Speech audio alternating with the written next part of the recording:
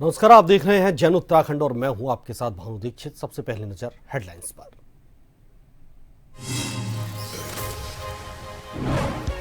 चमोली में माड़ा एवलॉन्च के बाद से रेस्क्यू ऑपरेशन जारी। आज 14 और मजदूरों को निकाला सुरक्षित। पीएम मोदी ने राहत बचाव कार्यों की ली जानकारी। सीएम धामी का मौके पर बचाव कार्यों का निरीक्षण। उत्तराखंड के सरकारी विद्यालयों में घट रही बच्चों की संख्या। बीजेपी प्रवक्ता हनी पाठक ने कहा, राज्य सरकार लगातार कर रही प्रयास, अभी कोई भी स्कूल नहीं करेंगे बंद।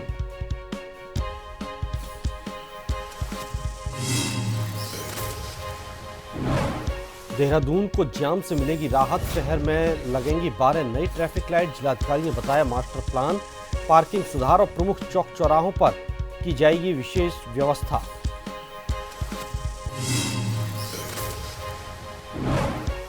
हरिद्वार में पुलिस और बदमाशों के बीच मुठभेड़। पैर में गोली लगने से एक घायल, दूसरा गिरफ्तार। 2 लाख के नकली नोट और अवैध हथियार बरामद।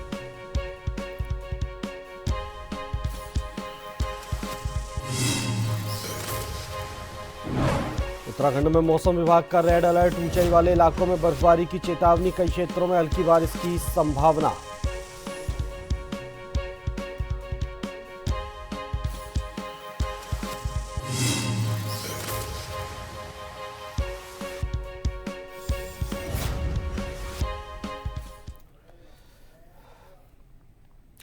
और खबरें विस्तार से। चमोली के माड़ा गांव में एवलॉन्च के बाद रेस्क्यू अभी भी जारी है। हालांकि आज 14 लोगों को निकाल लिया गया, जिसके बाद मुख्यमंत्री पुष्कर सिंह धामी ने हवाई निरीक्षण किया है। कई जगह पर चमोली दौरे पर पहुंच चुके हैं मुख्यमंत्री पुष्कर सिंह धामी।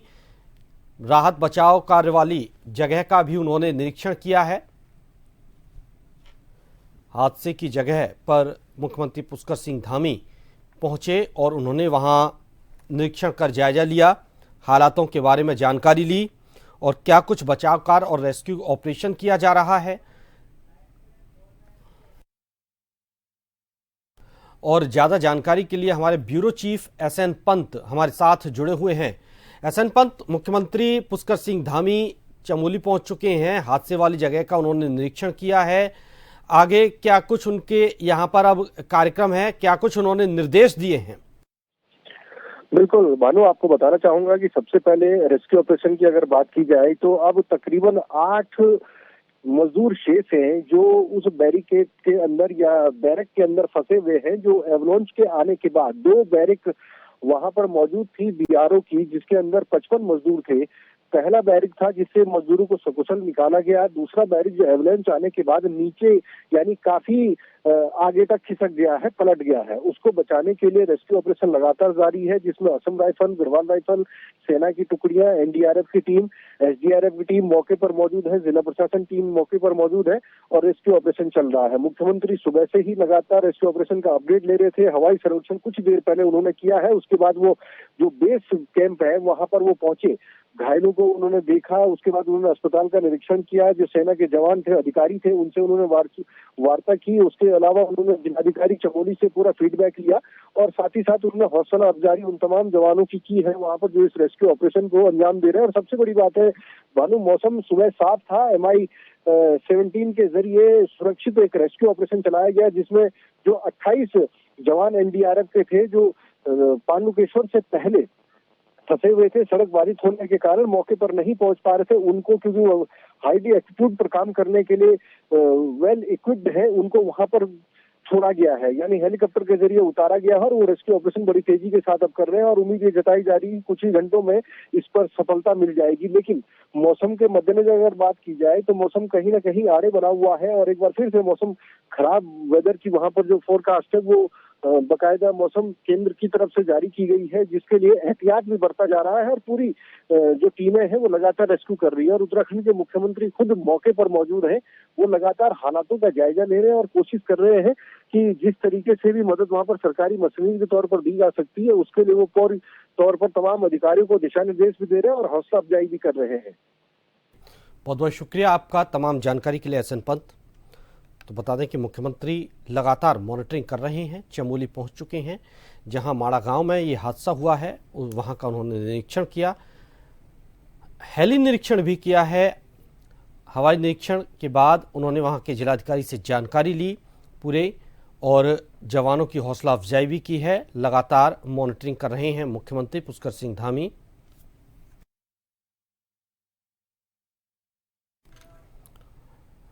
तो वहीं आज प्रधानमंत्री नरेंद्र मोदी ने भी फोन पर सीएम धामी से बातचीत कर चमोली के माड़ा में फंसे श्रमिकों को सुरक्षित निकालने के लिए चलाए जा रहे रेस्क्यू ऑपरेशन की जानकारी ली। साथ ही उन्होंने प्रदेश में हो रही बारिश और हिमपात की स्थिति पर भी विस्तृत जानकारी ली। इस दौरान पीएम मोदी ने केंद्र सरकार की ओर से किसी भी आपात स्थिति से निपटने के लिए हर संभव सहायता प्रदान किए जाने का आश्वासन दिया है।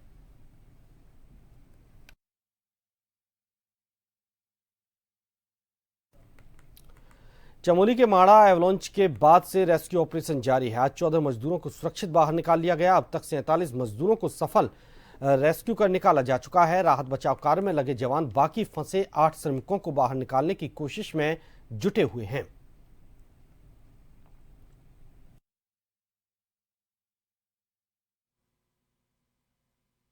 जोशीमठ और माना पोस्ट के आसपास वेदर कंडीशंस ठीक हुई हैं। उसके बाद इंडियन आर्मी ने 3 सिविल हेलीकॉप्टर्स हायर किए हैं, जिसमें 3 कैजुअलिटीज़ को इवैक्यूएट किया गया है। उनको जोशीमठ मिलिट्री हॉस्पिटल लाया गया है और जोशीमठ मिलिट्री हॉस्पिटल में उनका उपचार हो रहा है। इसके अलावा एक अच्छी खबर में 14 और लोगों को सकुशल निकाल लिया गया है। इन 14 लोगों में तक एक बंदा है जो थोड़ा सा जिसकी इंजरी ज़्यादा है, उसको भी जोशीमठ मिलिट्री हॉस्पिटल में लाके उसका उपचार किया जाएगा। ये 14 लोगों को मिला के तकरीबन जो आज अभी तक रेस्क्यू हो चुका है, 47 लोगों का रेस्क्यू हो चुका है और इन सब को सकुशल निकाल लिया गया है। और माड़ा गांव में एवलॉन्च के बाद से रेस्क्यू ऑपरेशन जारी है। टीमें रेस्क्यू ऑपरेशन में जुटी हुई हैं। 3 गंभीर घायलों को आर्मी चिकित्सालय ज्योतिर्मठ में भर्ती करवाया गया, जहां उपचार जारी है।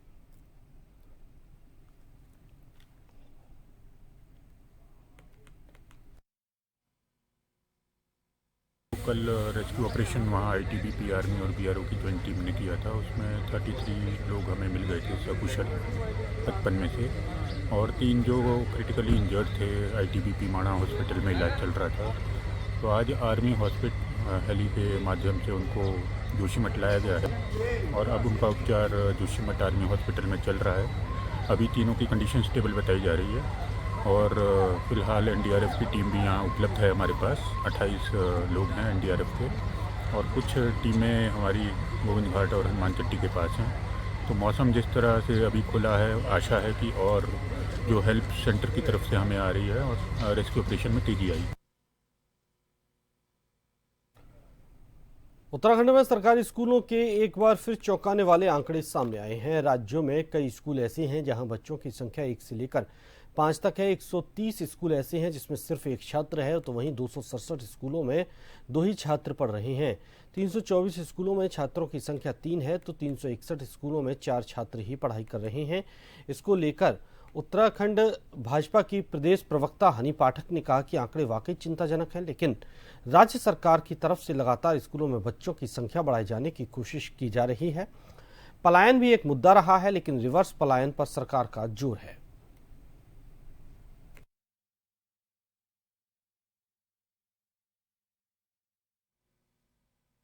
देखिए, ये आंकड़े वाकई में चिंताजनक है, लेकिन ऐसा नहीं है कि हमारी सरकार इस पर कोई भी कार्य नहीं कर रही है। बच्चों को और ज़्यादा शिक्षा की तरफ अग्रसर कराने के लिए संस्कृत विद्यालयों में 1 से 12 तक की बालिकाओं को छात्रवृत्ति योजना के तहत भी नवाजने की बात करी है हमारे मुख्यमंत्री श्री पुष्कर सिंह धामी जी ने, और बच्चों को छात्रवृत्ति योजनाएं भी दे रही हैं। सभी स्कूलों में मिड डे मील से लेकर हर सुविधाएं प्रदान की जा रही हैं। ड्रेसेस फ्री में दिए जा रहे हैं बच्चों को, आर्थिकी तौर पर जो कमज़ोर हैं सरकारी स्कूलों में भी ये सुविधाएं दी जा रही हैं। तो बच्चों को लाने के लिए पूरा प्रयास हमारी तरफ से किया जा रहा है। और जहां तक इन आंकड़ों की बात है तो देखिए, इसमें कहीं ना कहीं पलायन भी जिम्मेदार है।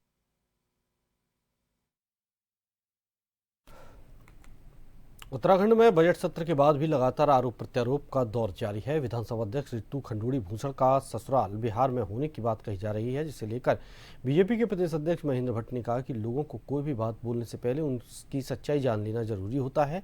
गलत अफवाह फैलाना किसी भी तरह से ठीक नहीं। उन्होंने अपनी बात पर जोर देते हुए कहा कि विधानसभा अध्यक्ष रितु खंडूड़ी भूषण का ससुराल उत्तराखंड के खाल गाँव में है।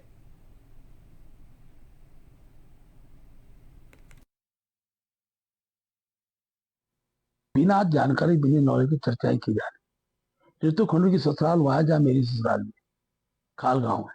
मेरा ससुराल है, उसके भाई बेंजवाल लोग हैं, वो भूषण बेंजवाल करके, बेंजवाल शब्द प्रयोग कर रहा हूं मैं।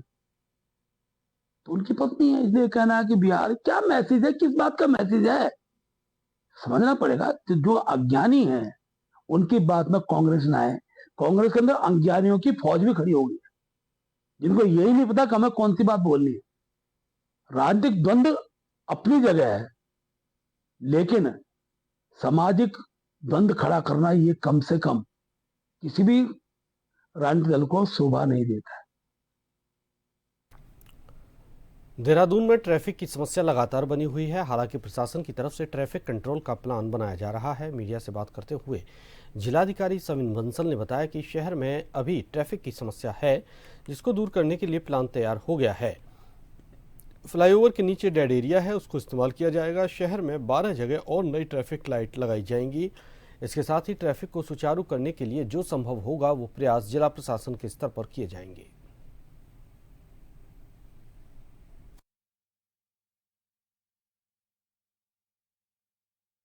शहर में कई सारे चौक पॉइंट्स हैं और कई सारे ऐसे पॉइंट्स हैं जहाँ पे अभी चौंक्स नहीं है जिससे ट्रैफिक रेगुलेट हो सके। ट्रैफिक लाइट्स नहीं है जहाँ पे ज़रूरत है कुछ देर ट्रैफिक को इंटरसेप्ट करने की, जिससे हमारा फ्लो कंटिन्यूस रहे। और कुछ वैसे हमारे फ्लाईओवर्स हैं जिनके नीचे कट्स डेड पड़े हैं और जिनको हम यूज़ कर सकते हैं खुलवा के पार्किंग के लिए। फ्लाईओवर की एक लेन अनयूज्ड है जिसको हम ट्रैफिक को डाइवर्ट करने के लिए यूज़ कर सकते हैं। तो ये सभी इश्यूज़ को टेकअप किया गया है। हमारा आज हमारे टेंडर आउट हो चुके हैं, बिडिंग हो चुकी है। हम 4 जगह पे नए चौंक्स डेवलप करवा रहे हैं। हरिद्वार के बहादुराबाद थाना क्षेत्र में कार सवार बदमाशों और पुलिस के बीच मुठभेड़ हुई, जिसमें एक बदमाश को पैर में गोली लगने के बाद दबोच लिया गया, जबकि दूसरे को कार से ही गिरफ्तार कर लिया गया। घायल बदमाश को उपचार के लिए जिला अस्पताल में भर्ती करवाया। मुठभेड़ की सूचना पर पुलिस के आलाधिकारी घटनास्थल पर पहुंचे, जिन्होंने निरीक्षण करते हुए घटना की जानकारी ली। बदमाशों के पास से 500 के 2 लाख के नकली नोट और अवैध हथियार बरामद किए हैं। इसको ये सूचना मिल रही थी कि नकली नोट के चलन का इनके द्वारा एक प्रयास किया जा रहा है और कलियर क्षेत्र में इनको ये नोट पहुँचाए जाने थे।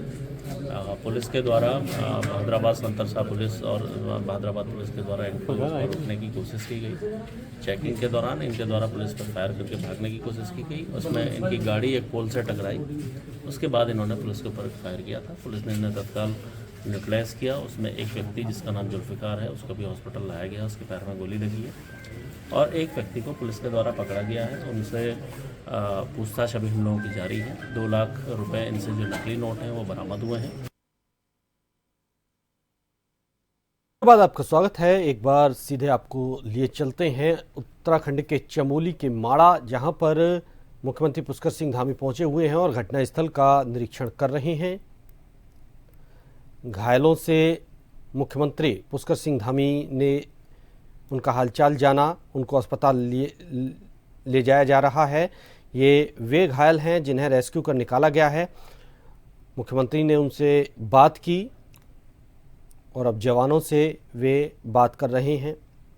साथ में जिलाधिकारी भी चमोली के मौजूद हैं।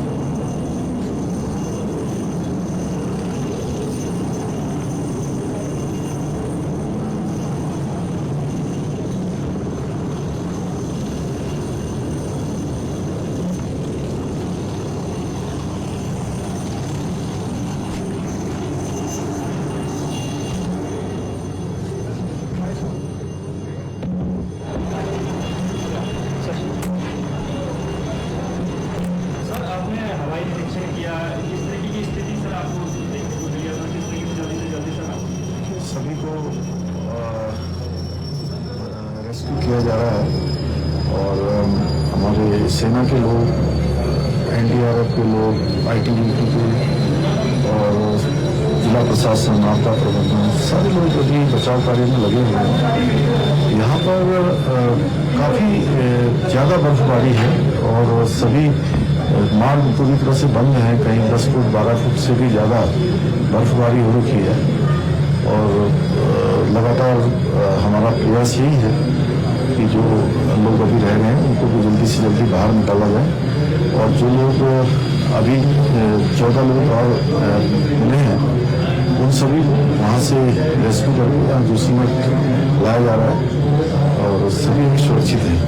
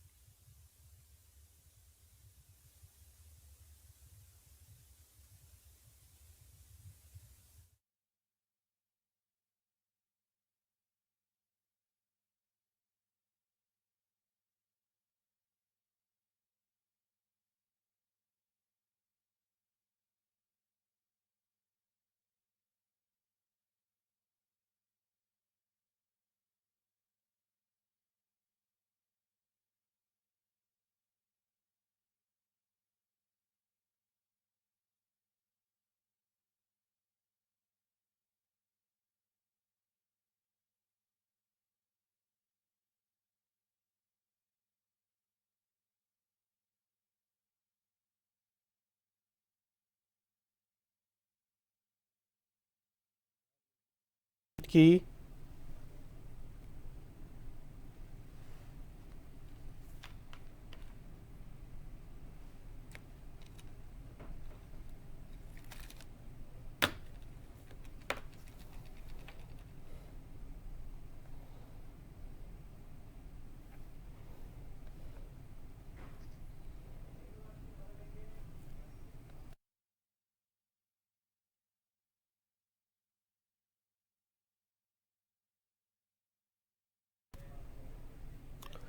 रामनगर में भलोन से 3 किलोमीटर आगे एक टेम्पो अचानक अनियंत्रित होकर सड़क से करीब 20 मीटर नीचे गिर गया। चीख पुकार के बाद आसपास के ग्रामीण मौके पर पहुंचे। उन्होंने कड़ी मेहनत के बाद नीचे गिरे दोनों लोगों को बाहर निकाला और उपचार के लिए रामनगर की सरकारी अस्पताल में भर्ती करवाया, जहां चिकित्सकों ने प्राथमिक उपचार के बाद प्रकाश सोयाल को गंभीर हालत में हायर सेंटर रेफर कर दिया, जबकि दूसरे घायल का उपचार अस्पताल में ही चल रहा है।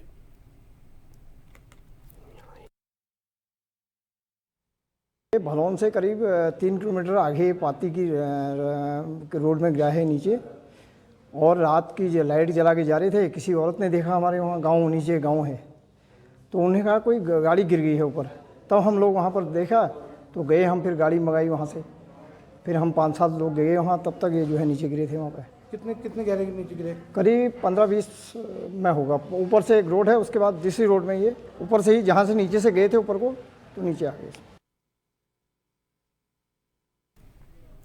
उत्तराखंड में बद्रीनाथ के निकट माड़ा गांव में पहाड़ टूटने की आपदा अभी टली नहीं है। इस बीच नई आफत की चेतावनी मौसम विभाग ने दी है। मौसम विभाग ने उत्तराखंड के ऊंचाई वाले इलाकों चमोली, पिथौरागढ़ और रुद्रप्रयाग में भारी बर्फबारी का रेड अलर्ट जारी किया है। 3000 मीटर से अधिक ऊंचाई वाले इलाकों में भारी बर्फबारी होने की आशंका जताई गई है।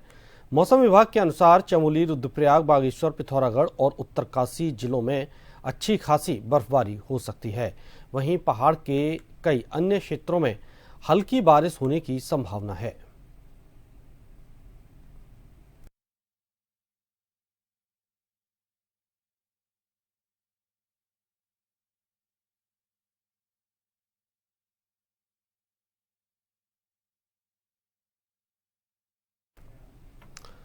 दो दिनों की बर्फबारी और बारिश के बाद अब एक बार फिर से पहाड़ों में चटक धूप खिल चुकी है, जिस कारण आज पहाड़ दूर से ही चांदी की तरह चमकते हुए नजर आ रहे हैं।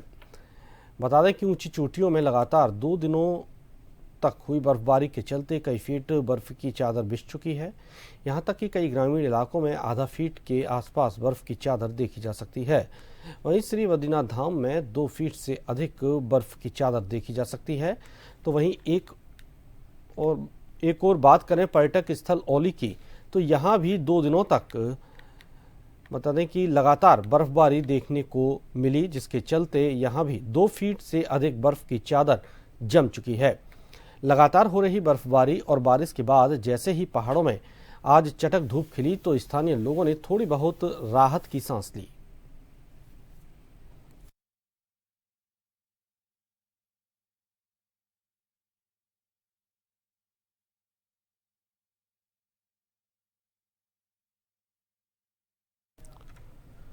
और आखिर में एक नजर हेडलाइंस पर।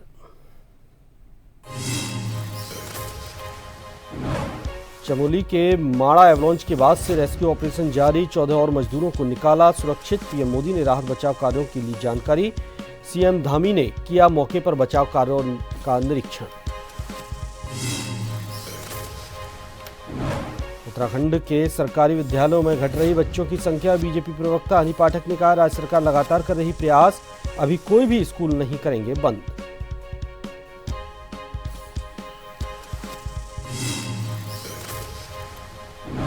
देहरादून को जाम से मिलेगी राहत, शहर में लगेंगी 12 नई ट्रैफिक लाइट। जिलाधिकारी ने बताया मास्टर प्लान, पार्किंग सुधार और प्रमुख चौक चौराहों पर की जाएगी विशेष व्यवस्था।